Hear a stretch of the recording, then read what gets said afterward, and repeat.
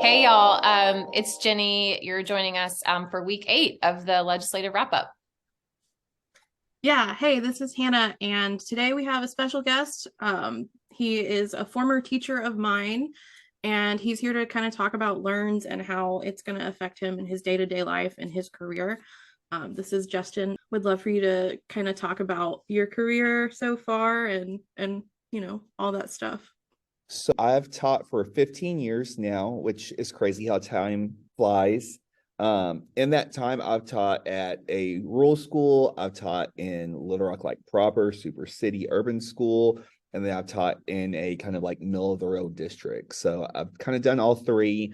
I've seen challenges in all three. They're different challenges, but every school, you're dealing with human capital and human kids. So no matter where I've taught, I think Learns is dangerous for all three. So that's kind of why I'm here today. I think Arkansas is in a really precarious position. So that's kind of in a nutshell. I teach high school. Journalism and English are kind of my big things. I'm teaching all English this year, but that's kind of me in a nutshell, I guess. Awesome, thank you. So you said that, you're obviously not a supporter of Learns, and I know that there's a lot of issues within the bill, but if you could just point to like one or two, maybe three, that you really kind of want to talk about today or like bring attention to. So the first big one, and it's not one that teachers have talked about because it's not directly related to education in terms of like policy, but I think we've somehow like jumped over this whole issue of state money going to religious education. Like, end of the day, teacher or not, like as a citizen, I don't want my tax dollars funding a denomination or religion that I may or may not agree with. Um, I don't know that that's really like been brought up enough somehow that we've kind of just said, hey, it's cool that my money can go fund X, Y, and Z and indoctrinate kids. We talked about indoctrination all the time when you hear the political talking heads. But in my experience, it's the state trying to indoctrinate with my money. And that's bothersome as a citizen, let alone as a teacher. So I guess that's number one. I think that the idea that you can just private partnership your way out of these issues is baffling to me. Little Rock was taken under state control, and by the time the State Department of Education was done, they had more schools failing than when they started. And that's supposed to be with the best and the brightest in Arkansas. These are the people who are running the show, and they couldn't get Arkansas where it needed to be. Why on earth do we think somebody who's just trying to make a profit is going to do that? It like the incongruity of just the logic astounds me.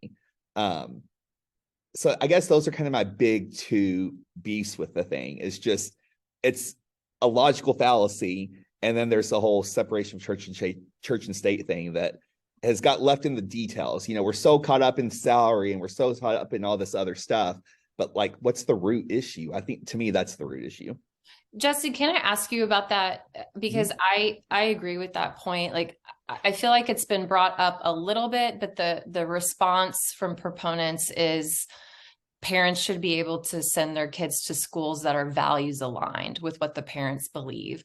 Um, and to your point also, like it really is a great example of indoctrination when we're using public dollars to pay for religious schools. We had a student testify in Senate committee the week before who goes to a Catholic school in Northwest Arkansas, and he said, I really love what the Catholic school provides me because I can combine my spiritual life with my academic life. And then to think about vouchers, taxpayer dollars supporting that is kind of wild. What would you say to someone if they said, well, I should be able to send my kid to a school that aligns with my values and be able to use taxpayer funds to do that? I hate to make this stretch, but I think it's the best one. If someone doesn't believe in the police force and its tactics, I don't know a single Republican legislature who says, take your money and pay for private security and we just defund the police. There is public good in public education. And when people look at that individualistic, it's my belief system, the goal of public education is not necessarily the goal of an individual getting exactly what they want. It's providing society with a service. And unless, and even then I would have issues, but unless it's only your tax dollars and that's it going towards your private school, it's not a use situation. There's a reason every taxpayer pays taxes. It's not just people with kids. And it's not fair for Susie down the street with no kids to fund, in this example, a Catholic upbringing. I think often our more conservative legislators look at it through the lens of them being the predominant religion. I'm Christian, but even within Christianity, you've got the Southern Baptists kicked out of church semi-recently because they had a female preacher. It was on the news semi-recently. I disagree with that. I'm okay with women being leaders. Even within my denomination, I don't agree with everything. And so I don't know why it's like they only think their point of view is going to be the one in charge. And I really wonder if there was like a Church of Satan school that opened up and was somehow successful and viable. I don't know that our legislative body would still be quite as gung-ho. Yeah, that's a great answer.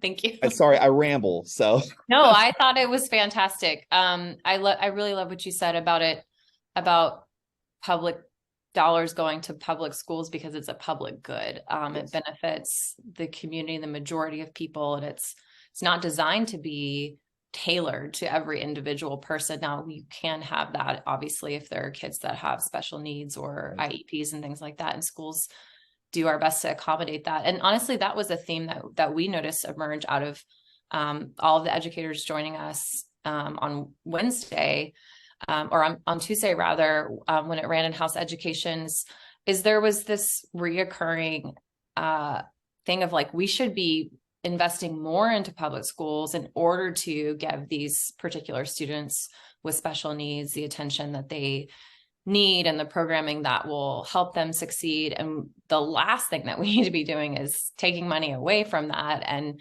saying like, well, good luck, you can go try your hand at another school that can actually deny you for any reason they feel like is valid.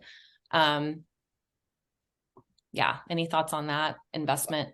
no, you're spot on. I was watching the public comment section. There were a couple teachers I knew who spoke, and so I was Zooming or streaming after work.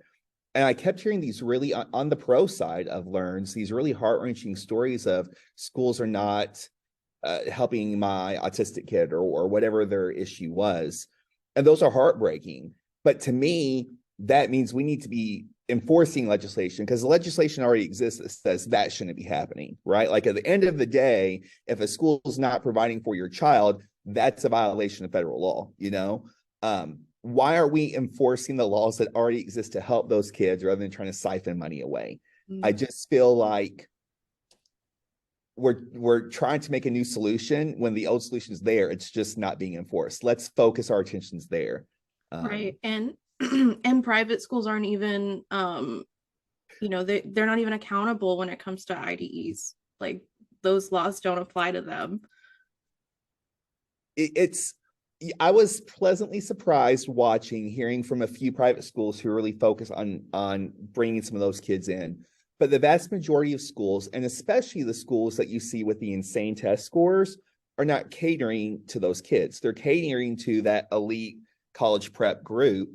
But that's been a problem, in my opinion. This is broad, but in society as a whole, we've compared our everybody to every other country's, tracked collegiate prep kids.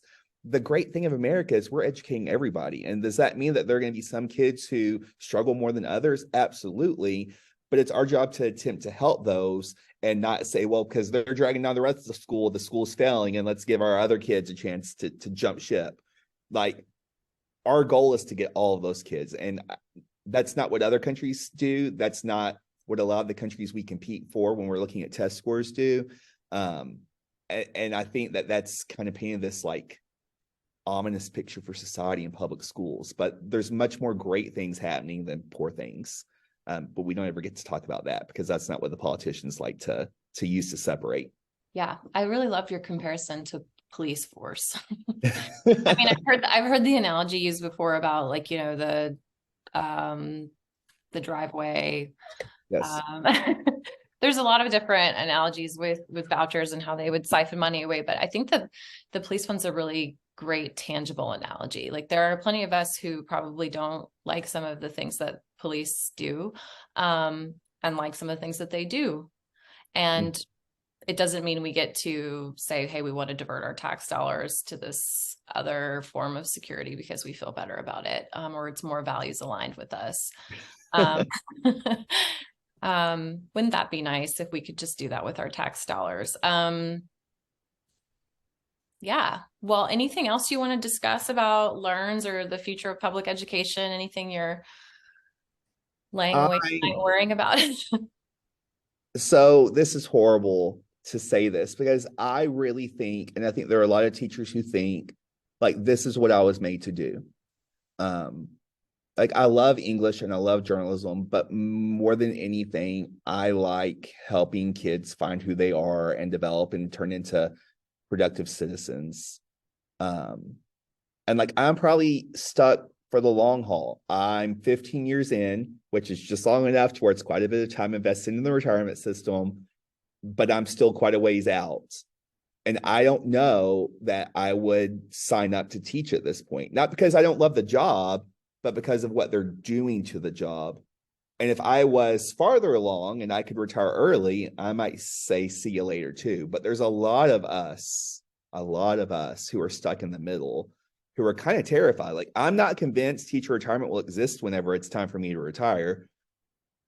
Not because there's been laws necessarily passed, but I don't know that there will be teachers there to fund it. You know, it's kind of like the Social Security and people are the balance. So I don't know. I just want people to think about those middle folks. I had a student just this week tell me that they were originally going to school. They're a senior, and they went to major in English, but now they're not English in education, but now they're not so sure. They still have that option. Old teachers have the option to leave. There's a lot of us stuck in the middle, and I don't know what's going to happen with us. Yeah, that mobility factor for the salaries just being gone and wiped out is disheartening. I know that the merit pay system is something that is also giving teachers a lot of heartburn. And I'm not an educator, but I don't like hearing state leaders talk about education like it's a commodity and that we're in the business of sales, because we're not. And I'm afraid of what kind of environment it will create for colleagues to be competing with one another for a very, very small pot of money that, according to the math that has been shared on social media and good folks who've crunched these numbers for us, because we don't actually have these numbers crunched and given to us by our state legislature yet, that something like only, 4 employees per district would even qualify for $10,000 bonuses at the end of the year. So it's not like everybody's going to get a $10,000 bonus for being a great teacher. No, there's only a tiny bit of money per district, and it's going to be pretty cutthroat, I would imagine. Not just cutthroat for teacher to teacher. I'm so sorry to interrupt, but I'm passionate about this. It's not just teacher to teacher within a building, but it's going to be school to school. The school I was at, not this year, but the last 2 years, I'm not exaggerating when I say that on a given day, I would only see 25% of my students. There were that many who were routinely absent. There were kids I saw maybe 10 times in an entire school year. That's no exaggeration.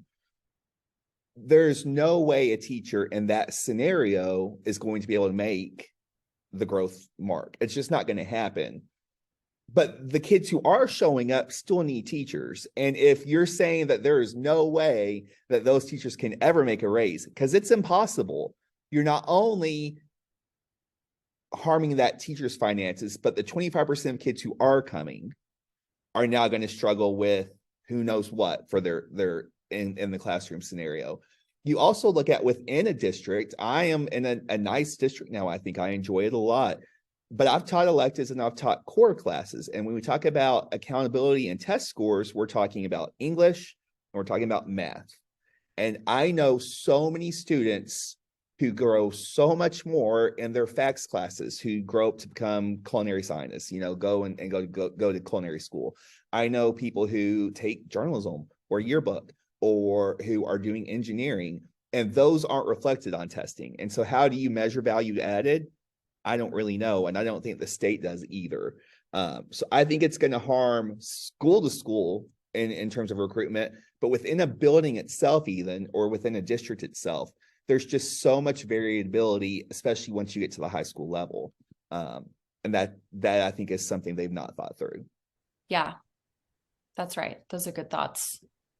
Again, I can ramble. I'm so sorry, guys. No, That was great. You're great at speaking. Thank you. You're so good. And I'm not exasperated at your rambling because you're not. I'm just exasperated because this is discouraging. You know, before they had superintendents come speak, you could have argued, in my opinion, that they thought they were doing what was best. And even if they think the policy is best, they didn't see the problems with the minutia, right? But what astounds me after days of testimony is they now have had people who are in the trenches every day saying, even if you want to do this, X, Y, and Z are problems with the system. Like, they're not even concerned at this point with their horrible plan working properly. Like, the logistics of it have been pointed out. This will not work in this specific reason. And to just pass it with, I guess today they passed it with like 2 small revisions. No bill is perfect. No bill is perfect in every one of their speeches. If you're going to do a major overhaul of the future of generations of kids, it should be pretty dang close to perfect. Like, you should not be voting for something that is so flawed. And at this point, it's willful. It's no longer ignorance, it's willfulness. And that's disheartening. Yeah. 2 weeks. 144 pages in 2 weeks. That's insane. It is insane. Do you know, 4 years ago, it was my time hop. I was actually 4 years ago yesterday, I was testifying in front of the education committee, trying to get journalism added back to the state required list because they took it off the state required list over the summer. I remember watching you. And the reason that they would not include that, the reason they were like, no, we're not going to put it back on, even though it had been only off for like 3 months at the time, maybe longer than that, maybe 6 months. But it was about individual school choice and about how schools should get determined what they're offering. Like, that was the rationale. And so the hypocrisy of this has just been mind-blowing because they were so adamant that, no, we can't require this because districts should be able to control things and this should be a local thing. But somehow the Republican Party has become small government in taxes and large invasive government in every other aspect. So this is really interesting. I'm so glad that you brought that up because this is something that it just surprises me at every turn.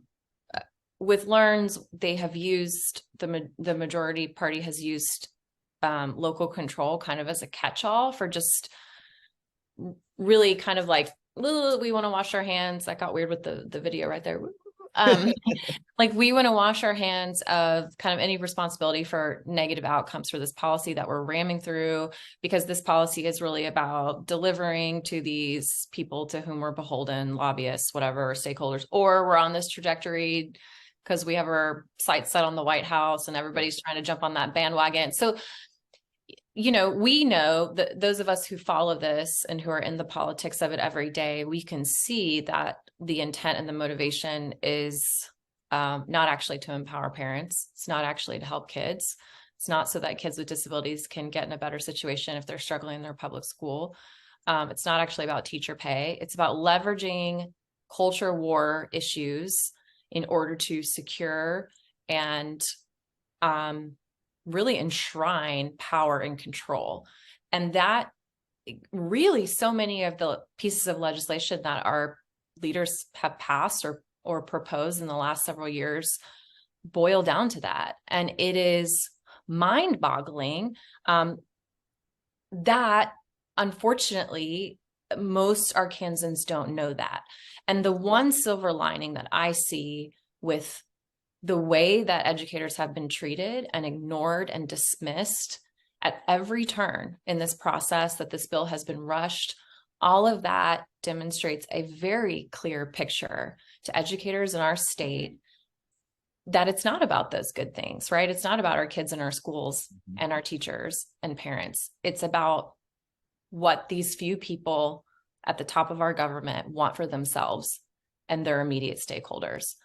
And I don't think that I don't think you can put that toothpaste back in that tube. Like the secret's out. Mhm. And it's gotten to a point where they weren't even really quiet about that part. People asking Senator Brianne Davis, will you pull this bill down so we can have more time? No, absolutely not. No, I'm not going to. I mean, it was just so obvious. And then they began saying it themselves, like, we're proud to ram this through. Yes. And that is just so surprising to me, but I feel like a sleeping giant has awakened, and now I don't think teachers are going away. I don't think they're just going to quietly walk back into their classrooms and forget this extreme abuse of power and just say, oh, don't worry about it. We'll just keep doing this and we'll stop bothering you. I hope you're right. I think it's a big risk politically for the supermajority party, but we'll see. I've tried really hard. Like my kids this year have no idea which way I would lean.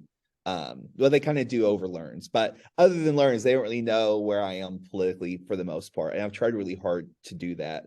That's great. You're not indoctrinating. Right. Congratulations. And I posted, when my kids do research papers, they have to pick a controversial issue. So they can pick something like gun control, though I hate it because it's been done so many times, but they can pick a controversial issue and they are supposed to just write a paper taking a side, and they just have to back up the rationale. And so I've had kids in the same school day. I have one kid writing pro guns. I have one kid writing pro gun control. But that's never what the politicians are going to put on the news. It's about all these teachers. And I'll tell you the truth, in the state of Arkansas, there's far more, and I've seen it, there's far more indoctrination for conservative small government kind of points of view than I've ever seen on the other side of it. And for a long time, I've maybe disagreed with that point of view, but like I could still respect it. And I think they thought what they were doing was best. But starting with the Sanders administration, it just feels like that goodwill effort is gone. And now it is all about those next political steps. And that's disheartening in Arkansas. Like Arkansas may have been a state I didn't always agree with, but we were relatively in the middle. And it's just, we're turning into like Florida light, and that's terrifying. Yeah. Hannah, you have any thoughts? No. I rely on young people like you to be enthusiastic. So like, you cannot shut down on me, okay? I'm not shutting down. I just think you're like, y'all have made all of the points. What else, What else to say about our sad state? Yeah. I mean, Hannah also did an incredible job. We were talking about this earlier. Our first tweet on Tuesday when Learns was in House Education Committee was at like 7:07 in the morning, and the last tweet of the day was at like 9 something p.m. Hannah did all of that. She was a machine, communicating with the public. I think it's so important for people to see, because when you hear Learns and you hear school choice, at the top of the head, it sounds, oh yeah, parents should have rights, Mm-hmm. And I think the idea of shining a light into sometimes the the cogs and all the minutia is so important, because the minutia is really what can make or break something as massive as this, like, hey, a $50,000 starting raise, that sounds great. The minutia is, and that's it, that's a lot less great over the course of your career. So I'm thankful that those details are out there, because I think it's really easy to put makeup on the pig, but sometimes it's important to look behind the snout. Everyone has gone through school. And so there's this preconceived notion that because you've sat through school, you understand how school works, Whereas just like I've gone to McDonald's, I don't know how the back of the kitchen works, but that's not how society sees it. Like, hey, I was a student, I know what it's really like, but you have no idea that Johnny, who sat beside you, had an IEP or had his parents were divorcing or whatever it is, you know? And so I think if teachers could only do one thing better, I think it would be to showcase the reality of the behind the scenes stuff, because everyone's only ever seen the front of the house in education, and the background would enlighten a lot of people. I think that's a great place to end. Awesome. It was fun. Thank you guys. Thank you for joining us.